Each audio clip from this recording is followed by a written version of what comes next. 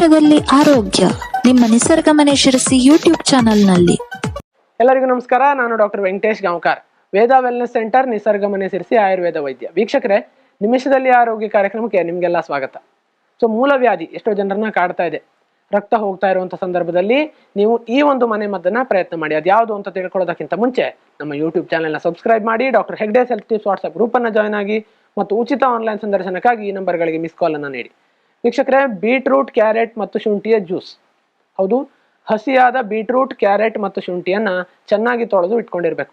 ಸಿಪ್ಪೆಯನ್ನು ತೆಗೆದಂತಹ beetroot, carrot ಮತ್ತು ಸಿಪ್ಪೆಯನ್ನು ತೆಗೆದಂತಹ ಶುಂಠಿ, 1 ಇಂಚಿನಷ್ಟು ಶುಂಠಿ.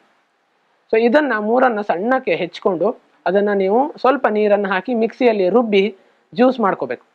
ಒಂದು ಇಡಿಯಾದ ಬೀಟ್ರೂಟ್, ಸಿಪ್ಪೆ ತೆಗೆದಿರುವಂಥದ್ದು, 1 ಕ್ಯಾರೆಟ್ ಚೆನ್ನಾಗಿ ತೊಳೆದಿರುವಂಥದ್ದು ಮತ್ತು ಸಿಪ್ಪೆ ತೆಗೆದಂಥ 1 ಇಂಚಿನಷ್ಟು ಹಸಿ ಶುಂಠಿ. ಇದನ್ನ ಜ್ಯೂಸ್ ಮಾಡಿಕೊಂಡು ಅದನ್ನ ನೀವು ಪ್ರತಿದಿನ ಕುಡಿಬೇಕು. ದಿನಕ್ಕೆ ಒಮ್ಮೆ ಇದನ್ನು ಕುಡಿತಾ ಬನ್ನಿ. ಇದು ರಕ್ತ ಪರಿಚಲನೆಯನ್ನು ಚೆನ್ನಾಗಿ ಆಗುವಂತೆ ಮಾಡುತ್ತೆ, ರಕ್ತದ ಒತ್ತಡವನ್ನು ಕಡಿಮೆ ಮಾಡುತ್ತೆ, ಮೂಲವ್ಯಾಧಿ ಮುಂತಾದ ಈ ರಕ್ತನಾಳಗಳು ಉಬ್ಬಿ ಬರುವಂತಹ ಸಂದರ್ಭವನ್ನು ಇದು ಕಡಿಮೆ ಮಾಡುತ್ತೆ. ಈ ಪ್ರಯತ್ನವನ್ನು ಮಾಡಿ ಮತ್ತು ವಿಡಿಯೋವನ್ನು ಕೂಡ ನಿಮ್ಮ ಸ್ನೇಹಿತರೊಂದಿಗೆ ಶೇರ್ ಮಾಡ್ಕೊಳ್ಳಿ ಅಂತ ಕೇಳ್ಕೊಳ್ತಾ ಧನ್ಯವಾದಗಳು. ನಿಮಿಷದಲ್ಲಿ ಆರೋಗ್ಯ ನಿಮ್ಮ ನಿಸರ್ಗ ಮನೆ ಶಿರಸಿ ಯೂಟ್ಯೂಬ್ ಚಾನೆಲ್ನಲ್ಲಿ.